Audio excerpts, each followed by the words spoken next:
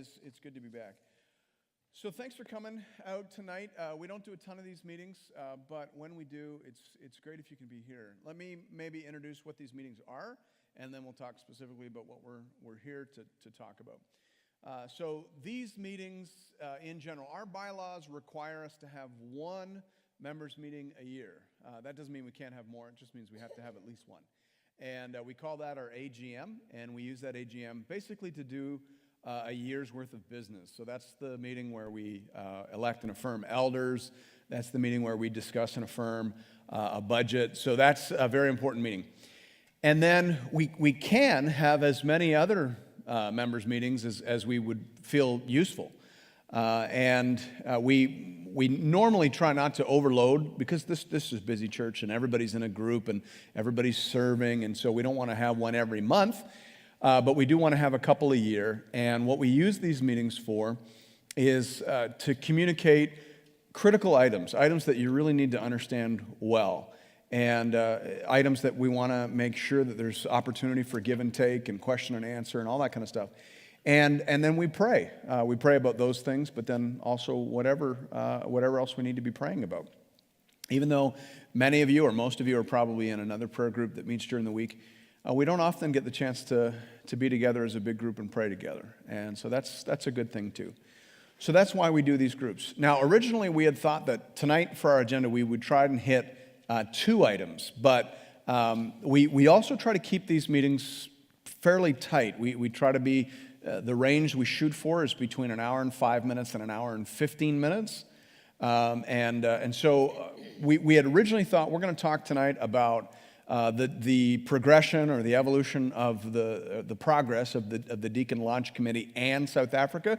But the Deacon Launch Committee has actually taken a little bit longer to put together, and we haven't made quite as much progress as we'd hope. We're making great progress, but sometimes things are a bigger job than you anticipate, and that's a bit of a bigger job. So we thought, let's hold off until we've got more nailed down there, and then we'll update you on that.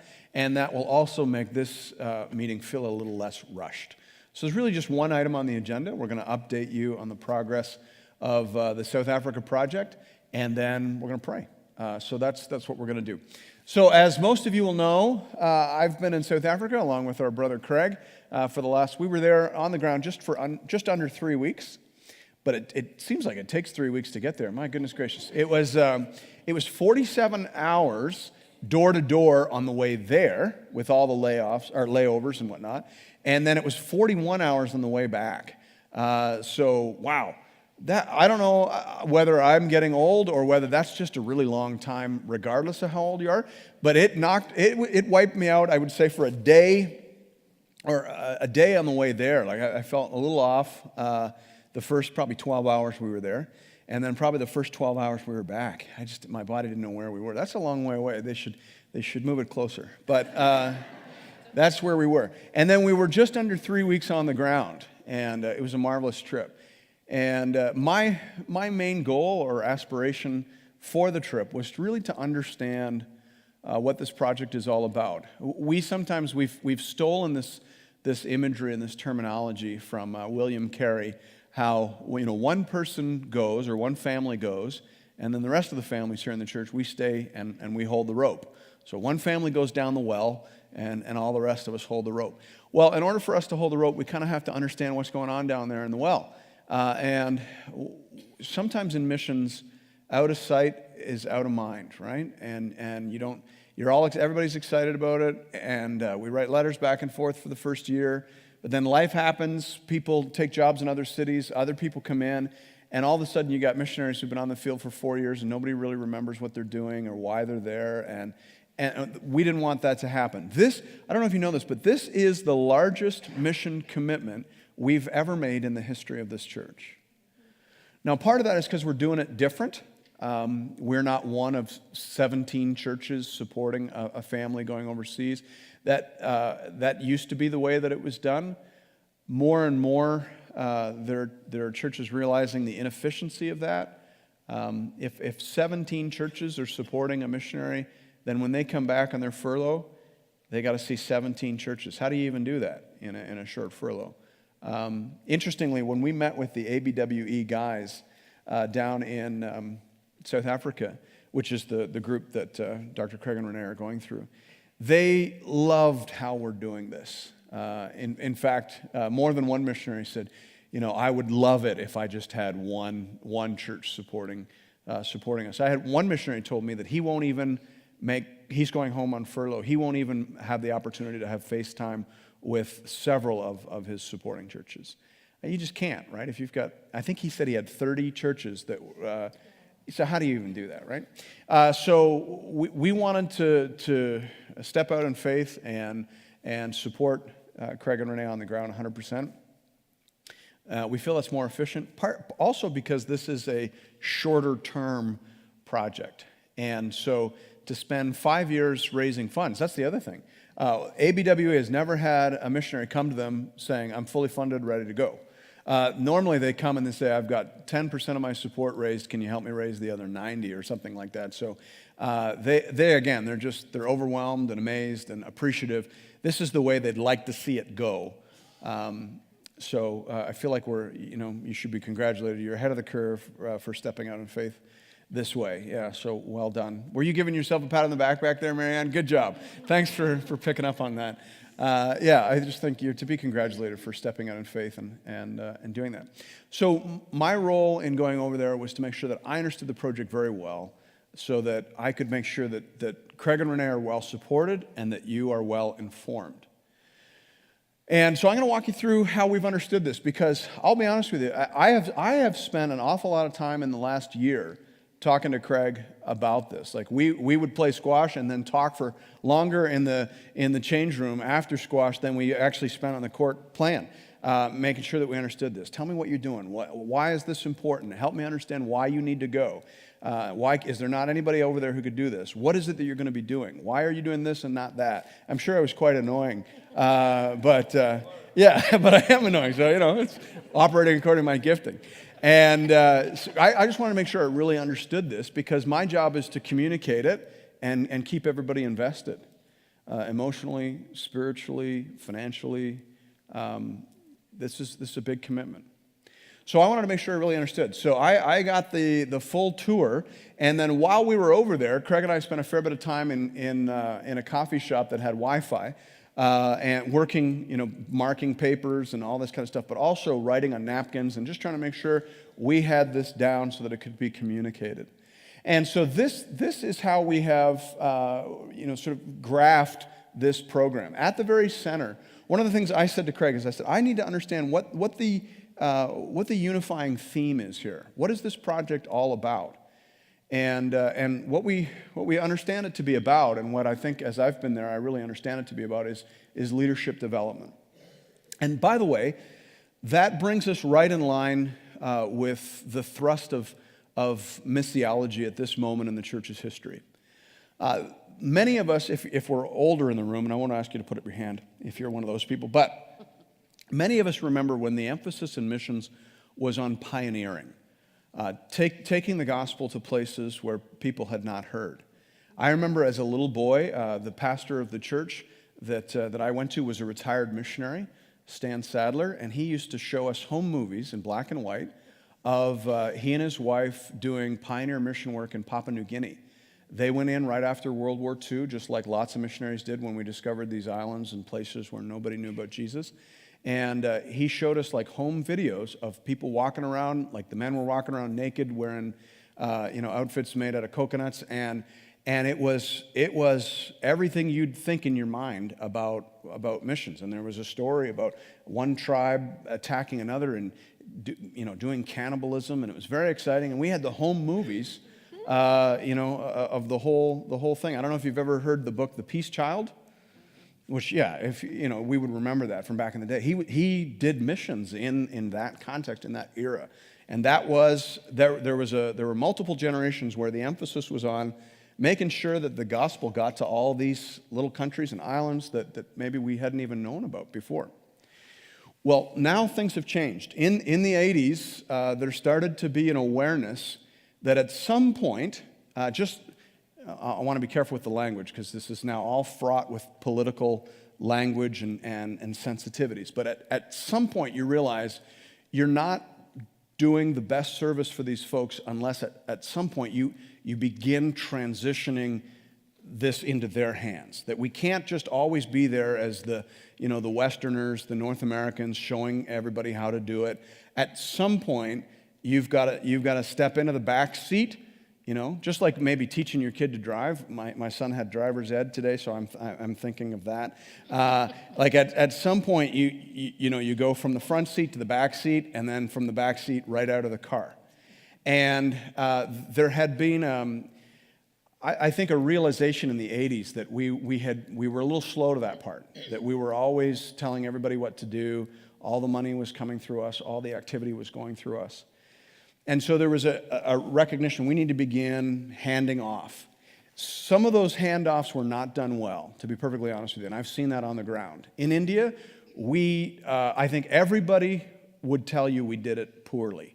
We did it too fast. I think there was some, if I could use the term Western guilt, the realization like, oh, this is wrong, this is colonial, what are we doing? And so we immediately handed over stuff to people who weren't trained on how to use it, and it all broke and went to pot in a generation.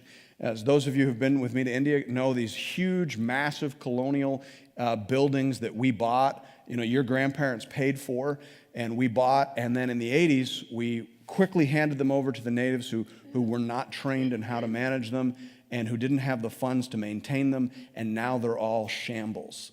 And so now we've realized, oh, okay, wait a second. There's a step there's a step that has to come before the full handoff, and that step is called training and empowering, training and equipping. And so now, if you talk to missions organizations, that's what they're emphasizing. That what is the role for the Western church? What is the role for us in this hour? The role for us is training, educating, and equipping national leaders. And what's interesting is that's exactly what this project is about. When I traveled around with Craig, everywhere we went, the emphasis was on leadership development. So I want to walk you through the main components of this project. The first is theological education. I think we've got a couple pictures there. You can show them both, and then we'll just sit on one. There's Pastor Craig teaching at Mukanya Theological College. Now that's an accredited, so that would be like Tyndale College or Briar. It's an actual institution. It's a degree-granting institution, and they have at Mpingeni Baptist Church. That's what you're looking at right there is actually their sanctuary. They have chairs just like we do, so they can get the most out of their facility. And they stack the chairs, and then during the week now they're able to run classes here. And so that would be like us stacking all the chairs against the wall and running a class out of Tyndale or Southern Seminary or RTS right in here. And so Craig has been accredited with Mukanya, and here he is teaching Systematic Theology 2. And there are a number of students lined up there, and they're taking that class, and they're submitting papers, working towards an actual degree. And then let's look at the next picture. That's me teaching in what's called Zululand School of the Bible. And Zululand School of the Bible would be like if our church started a program, so it's not recognized through an actual seminary or Bible college, but that would be like if our church started something called First Baptist Church College and Seminary. It's offering high-quality theological education, but at basically no cost. The students just pay for their food and lodging. And these students are all Zulu men, and some of them have only, the fellow on the far left, he'll tell you he's only got grade 2 education. So this is like a remedial program trying to get these fellows up to speed and teach them as low cost as possible, teach them as much as we can in a short period of time. And so the tall gentleman standing to my right in the picture on your left, that's Pastor Shadrach. He's a remarkable man. I don't know if you had the opportunity to read the little blog I wrote called The Gentle Giant of KwaZulu-Natal. Pastor Shadrach is just an amazing individual. He is a Zulu man, pastoring in a formerly all-white church. And one of the things that's unique about South Africa, I mean, we all remember South Africa went through just, a real upheaval and just the birth pangs of transition back in the 80s and 90s, apartheid. Many, if you're my age or older, you remember that. It was very traumatic. The European powers were sort of, who were in the minority, were holding control over all the government and all the bureaucracy. And then there was a period of transition where that was handed over, and it was done very poorly. And of course, it's created a lot of bitterness and anxiety on both sides. There's a huge crime wave in South Africa. That's why we had to take a lot of precautions and be careful, because there's just resentment and bitterness on both sides. And so, generally speaking, not exclusively, but generally speaking, the communities in South Africa don't intermix as easily as they would here. And so the population breakdown of South Africa is about 80% black. It's about, and by the way, they use slightly different terminology over there. They would say black and colored. We tend not to use the phrase colored anymore in North America, but it's not a pejorative term there. But it's about 80% black. It's about 5% colored. It's about 5% Indian, which I didn't know. A lot of Indians were brought there as slaves to work in the sugarcane fields. So you run into an awful lot of Indians. And then the remainder of the population would be white, split between Anglo-white and Dutch white. And because of all these resentments, there's not a lot of mixing between those communities. So when you see a white church in South Africa, well, let's put it this way. Most of the established churches that have buildings and pastors are white churches, and there's not a lot of other ethnicities represented. And then you also see a lot of black prosperity gospel churches.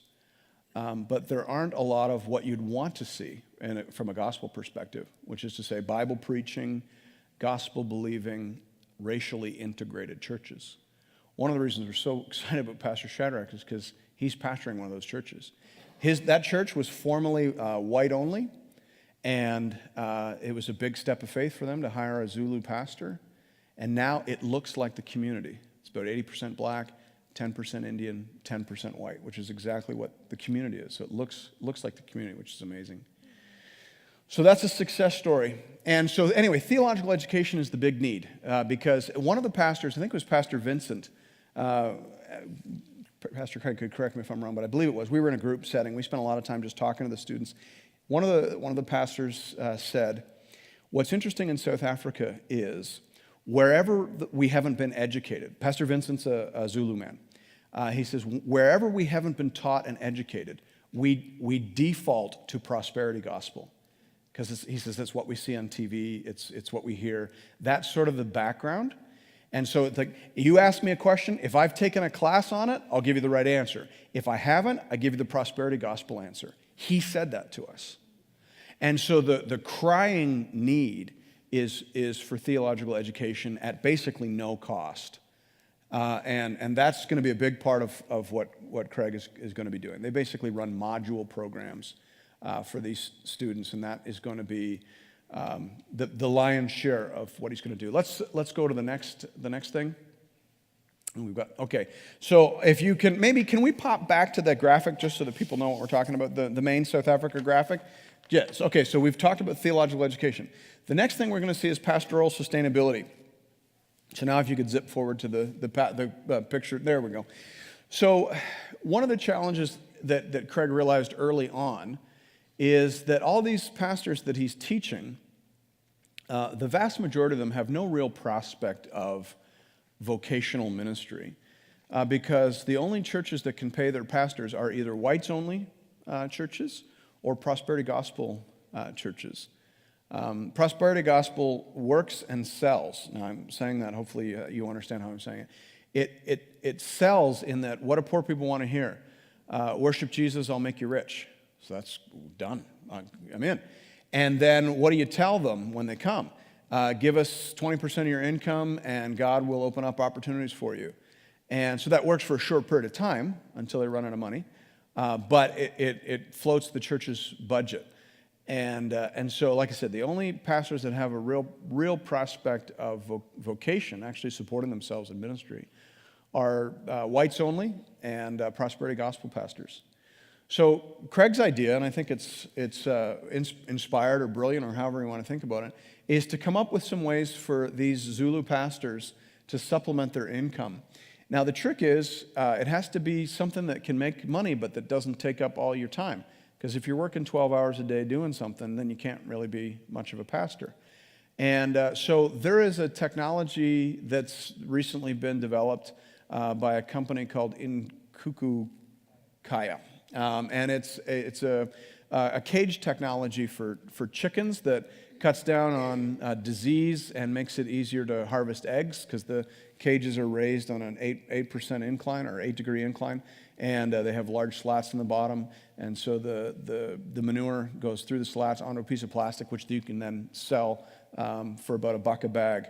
So here we are, a family from our church provided money to start up this as a pilot project. So we're going into a chicken coop there, and then we're going to see, the next slide is the technology itself. There you can see the 8-degree incline, and you can see the wide plastic slatting, which allows all the manure to fall out. And then the eggs, so when they lay an egg, it just rolls right out onto the tray there. And again, it's a very efficient way to do chickens. It produces eggs, and then you can sell those and make some money. And the idea is that if this is up and running, you should be able to basically provide a living income for a pastor's family on 3 hours of labor a day. Right? So then that gives them, 6 hours a day or 7 hours a day to work at pastoral ministry.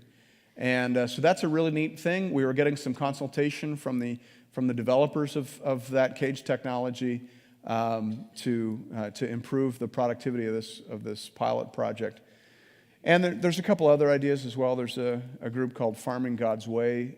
Some of the pastors have fruit trees at their home that produce fruit and whatnot. That can provide some income as well. All right, so let's go back to the main graphic. Okay, so you see pastoral sustainability. So what you say, well, what's Craig going to do? He's not a chicken farmer. No, but what Craig is actually is an amazing networker. And while we were there, Craig found a really amazing guy named Brian. Is it Brian? Yeah. Who is, he's a Dutch guy, so he's an Afrikaans guy. So normally, not mixing a lot with Zulu pastors. What's interesting is he's not a believer, but he speaks fluent Zulu. Fluent Zulu, like colloquial Zulu. Like it was amazing. Like Pastor Shadrach was listening in as he talked on the phone in Zulu and was saying like, wow, this guy Zulu is amazing. And he's got a heart of gold and wants to help these pastors figure it out and is willing to, visit them. And we're like, wow, like this is like finding a needle in a haystack. And he was a gift from God, just a sure sign that God's favor was on us, because unusual guy. Anyway, so Craig has found this guy, and this guy is going to help these pastors get their coops up and running, and so that should help there. So imagine that pastors now, they come for a week-long module, and they're going to be taking whatever, Pauline soteriology as one of their classes, and then they're also going to have workshops in the afternoon on sustainability strategies, raising chickens in your backyard and all that kind of stuff. So quite an interesting idea there. Okay, the next one is called strategic mentoring. And I observed Craig doing this while we were down there. Craig has an amazing ability to make relationships, with all these various groups that are out there. And the pastors love him. I think we've got a picture of him there with one of the pastors that he's mentoring. That's Bungani. And Bungani is just an amazing guy. I really believe that he's going to be used by God to set South Africa on fire. What a story. Like, you might hear about him one day as the South African Billy Graham. He's the fellow I pointed to. He's got grade 2 education. He was in jail for murder. He heard a sermon on the radio and gave his heart to Christ. And his behavior was so transformed by the grace of God, he got early release. There's no explanation for it other than the favor of God. He should still be in jail, right? And now as soon as he got out, he started a church in his house. And it's just amazing. I would say 3/4 of his house is church now. And he's just got a little bedroom there in the back. He's a single guy, and just loving Jesus and preaching the gospel. He actually sent me an audio file, a voice file, just yesterday, explaining he's going to run a youth outreach at his house, and he just wants prayer for that. He's sharing the gospel everywhere. However, like I said, he's got no education. He's got grade 2 education and a couple courses at Zululand School of the Bible.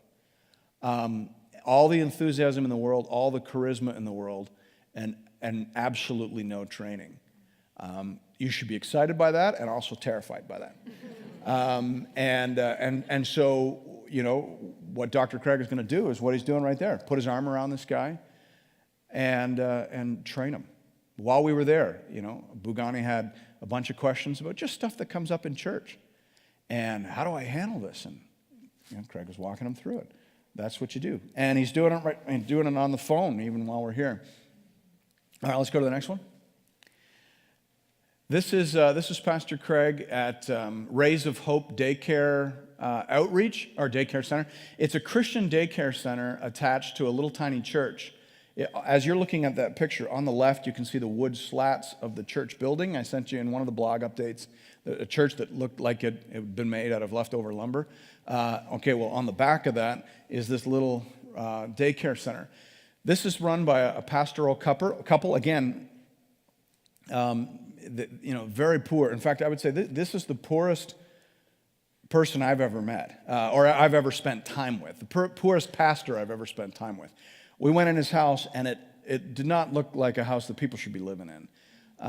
Their house isn't waterproof. And it had just rained, and so all their furniture was wet. And they've got kids in there. And what's interesting, these are the best educated Zulu folks that I had run into. She had a degree in, was it international communications?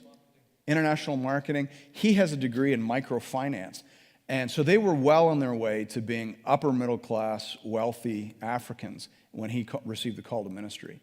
And he asked her, are you willing to give it all up and be poor as dirt with me?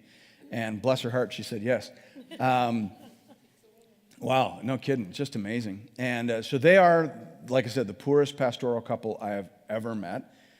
And they're running this little church little congregation in this building they built for themselves out of scrap wood and sheet metal. As you can see, it is not at all waterproof. All the stuff in that little daycare was wet because it had just rained. And they run this little daycare as an outreach because they speak fluent English. She was the best English-speaking Zulu I met there. Just incredible. And so they teach the kids English and they teach the kids the gospel. Now, the parents don't want the gospel, but they do want the English, so they take the gospel. And so that's their little outreach. And they're sharing the gospel through this daycare center. It's absolutely amazing. But they need mentoring. And we were there. I preached there, and then Dr. Craig had a very frank meeting with Andile, is the name of the Zulu pastor, basically waiting, or I don't know how you would say it, but feeling him out, getting to know his ministry, and waiting for him to say, I want you to mentor me, and he did. So that's going to be one of Pastor Craig's main mentoring relationships, but there'll be several. We'll have to figure out how many, but mentoring these young Zulu pastors. All right, and then we'll go back to the main graphic, and then you'll see the last piece of the puzzle there is counselor training. So then we'll go forward, and I think I've got some pictures of the orphanage. So if you're wondering, how does this all work in with the orphanage? There's several orphan projects there. South Africa is dotted with orphan projects, dotted with Christian orphanages. And the reason for that is because this particular area in South Africa was really hard hit by the AIDS epidemic. So in most of these orphanages, I can't recall if it's true in this one, but in several of them that we had contact with, in order to get in, you have to show the death certificates of your parents. Is that true for this one? Yes, it's true for this one too. So these are serious orphans. This is a little girl. She was sharp as a tack. And she was walking us through the alphabet there, and she knew all those words in English. They're learning English there as well. And you say, well, why are we teaching them English? Because it's a guaranteed job. If a Zulu person can speak English, then they can work in restaurants, they can work for the government, and those are the best jobs. So they're learning, and we were doing homework with them. And these, like I said, these orphanages are all over South Africa. And you say, well, what's Craig's job going to be? Is he going to be tutoring or teaching these kids the alphabet? What's he doing? Each of these orphanages also has a social worker. It's the social worker that Craig will work with, because these social workers are not, they're doing their best, but they're not particularly well trained. And Craig has a lot of experience and education in the area of trauma. And so he's going to be working with them on how to counsel children who've experienced trauma. These children have all experienced trauma. They've lost their parents. The manager of this orphanage told us that they turn down on average one child a day. Did I say that right? Yeah. So that's traumatic, right? How do you get to be at the doors of an orphanage? Well, your parents have died, and probably you went first to grandma or uncle's house or whatever, and then there was either abuse or grandma or uncle couldn't feed you anymore, so they drop you off at the orphanage, right? And this might be your third orphanage because they turn people down. So that's trauma right there. And so they need some training on how to deal with that. So we went around, and I met several of the individuals, these social workers that Dr. Craig will be working with, and so that will be obviously a great ministry as well. All right? And do we have any other pictures? I think that's the last one, isn't it? Perfect. So that's the project. And we've slapped on it, hey, this is a 5-year project. That doesn't mean that, in 5 years, all these, Zulu pastors and social workers are going to be perfectly well trained, and Craig's going to come home and South Africa is going to be fine. We're not saying that. We're saying it's a 5-year project. It's a 5-year commitment. We're saying that for 2 reasons. Number one, every mission commitment, particularly mission commitments of this size, should be reevaluated at least every 5 years. Because churches forget, and all of a sudden you're sending money to stuff, you don't even remember what it is. And so everything should be reevaluated in 5-year increments or 3-year increments. But, we've set a 5-year on this. But the other thing is, everybody also is aware that at some point you do have to come home, right? And remember, the whole point is to train leaders, not to stay. We're not in pioneer mode anymore. We're not looking for people to go somewhere and stay there their whole lives and do it. Now the emphasis is on training people. Eventually, the goal is you train yourself out. Now, does it take 5 years? Does it take 7 years? Does it take, I don't know. The Lord knows. But we've talked about a 5-year commitment, and then we'll cross one bridge at a time. That's the project. I feel like I understand it now, and I definitely feel like I believe in it. Everywhere we went in South Africa, we saw need. But I will tell you this: the Zulu people can take leadership of all these things. Interestingly, we don't need to just say, okay, well, let's get all the Europeans out of there. Some of these people are not even really Europeans. They've been there for 3, 4, 5 generations. They were born there. Their parents were born there. It's their home too. But what really needs to happen is all these groups need to work together. They need to get over the racial trauma. They need to get over the resentment. And they need to work together, because there is an ocean of need. And the church needs to arise. The church needs to integrate, equip, and engage. And, Dr. Craig, I think, is very well positioned. He's very well respected there. He's put in the time. He's got a skin in the game. And I think this is going to be a great opportunity for us. There's opportunities for us not just to support them with prayer and finances, but there's opportunities to go over and teach. You might say, well, how could I do that? Well, like I said, Zululand School of the Bible, you're dealing with people with grade 2, 3 education. And I would say, if you would be qualified to teach a small group here, you'd be qualified to teach at Zululand School of the Bible there. And there need to be training, of course, there need to be work, but there's a role for that. Some of you may, there were a group of German students we ran into. Germany pays for their kids to take gap years internationally. So gap year between high school and university. The German government actually gives their kids money to work with an NGO overseas. They figure it's for their benefit to have kids that have had international experience. So there were 7 German kids? There were 7 German kids working at that orphanage. And they teach English during the day.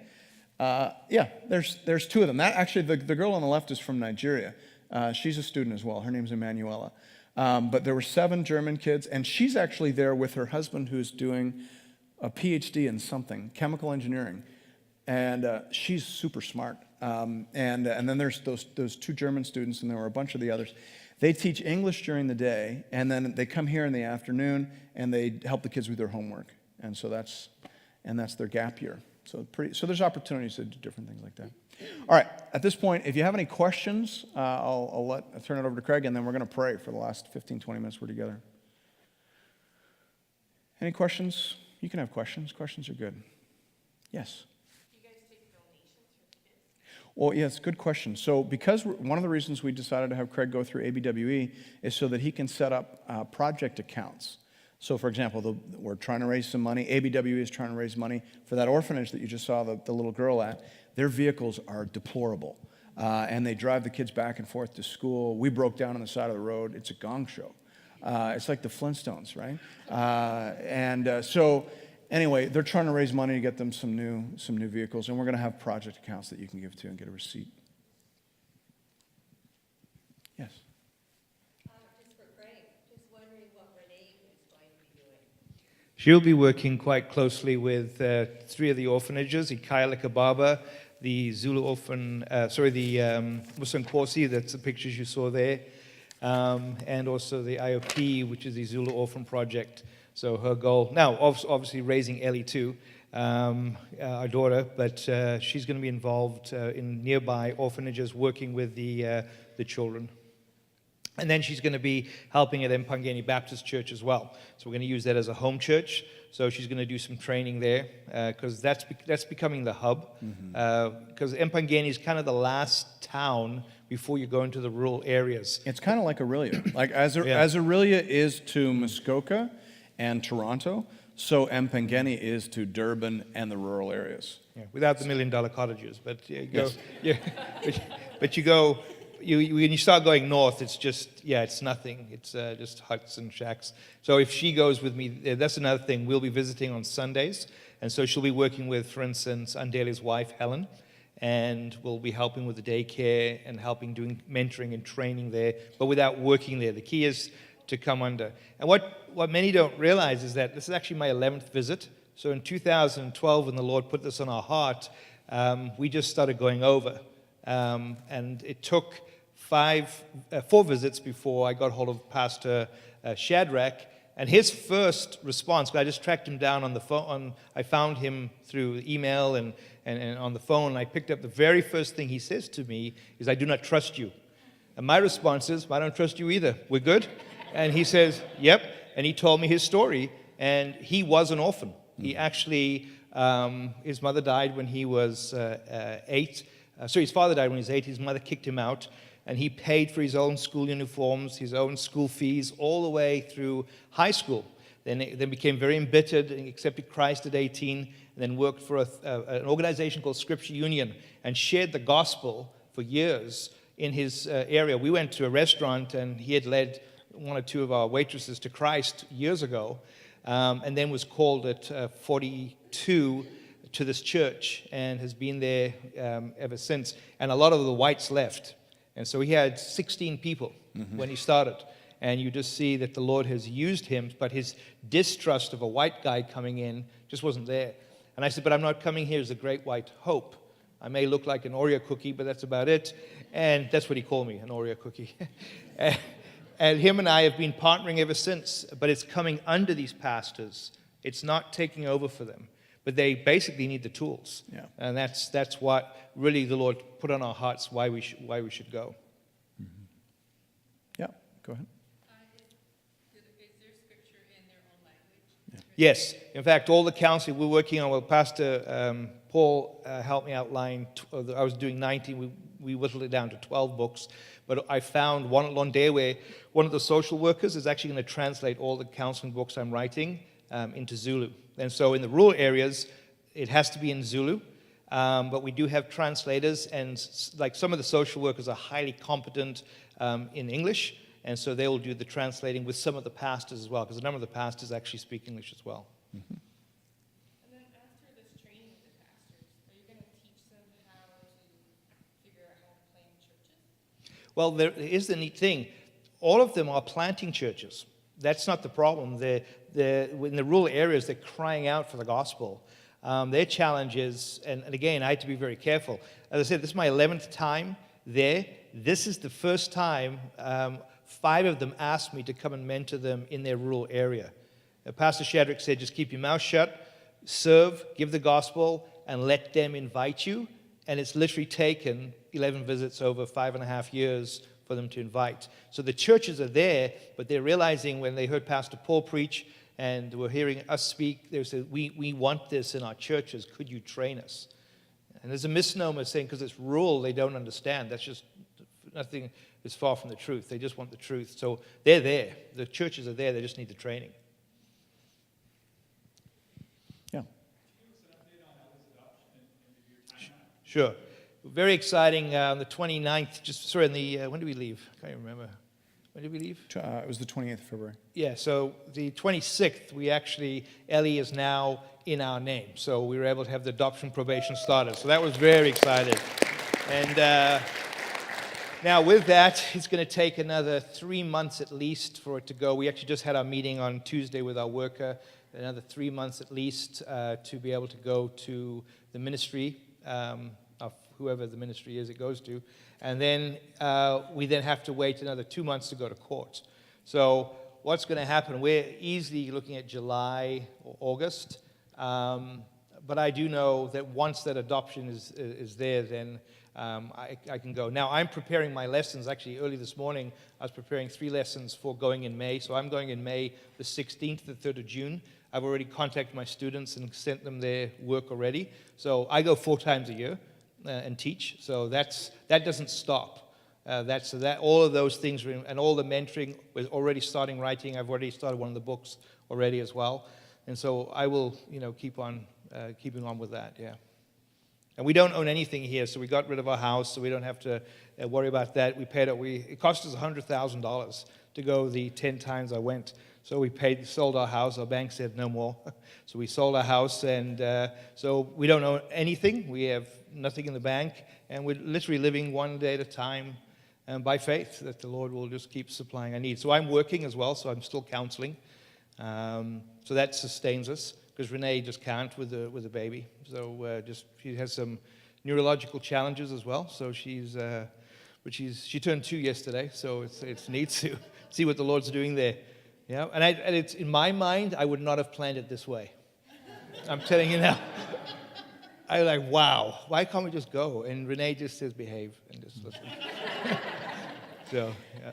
And if you're wondering, so how does this delay impact our commitment? It doesn't. We've started basically putting the money that we would have been spending to support them on the ground.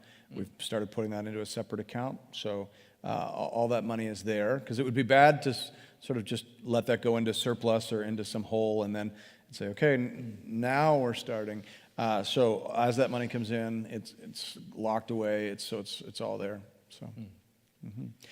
Yeah, okay. We'll make this the last question. Yes, brother? I was kind of interested in your mentioning about the different people groups. Yes. I'm wondering what the relationship is between the Afrikaners and the English South Africans. Not good. You married one, didn't you? Yeah, I married one. That was good. Their relationship is good. She's not here tonight, so. Well, yeah, it's interesting. Even those 4 areas of ministry, it's quite indicative. They just did, everything was split. In South Africa, everything's fragmented. You have 11 official languages, and everybody's split. And so only the Lord Jesus Christ, through His Spirit and His Word, brings people in unity. Yeah.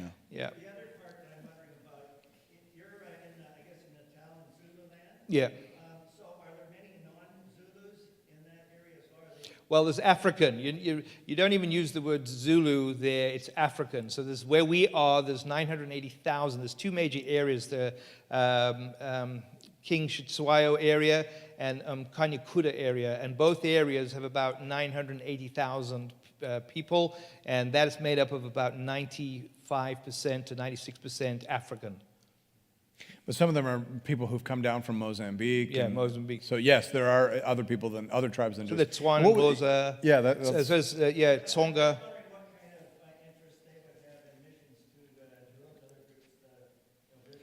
Well, again, that's an interesting question, because there's definitely prejudice There's definitely animosity. That's where the necklacing and the hacking and all that takes place there, because it's definitely infighting. But amongst the saved, like actually that lady Emanuela, she's Nigerian, she's a lawyer, and her husband, they came and they've been incredibly accepted. And then another gentleman in the church is actually from the Congo, and he was incredibly accepted as well. Again, is unity in Christ. That's the binding factor, whether you're Jew, Scythian, barbarian, we're all at one in Christ there, yeah. But secularly wise, yeah, there's definitely factions, for sure. All right, just because we do want to honor your time and we want to do what we said we would do, and this isn't it. Like, as you just heard, Craig and Renee are probably not leaving until August, or who knows, right? Well, but so there's lots of chance for you to get the information you want. Hopefully now you've heard enough that you can take Craig out for a cup of coffee and get whatever other information you need. Let this be the start of a dialogue, and we're going to keep you well informed. And you're going to hear about another trip coming up in May, and so lots of opportunity to keep you in the loop. We do want to spend our last 15 minutes together in prayer. I'm going to hand this off to, is it Evan? Here he comes.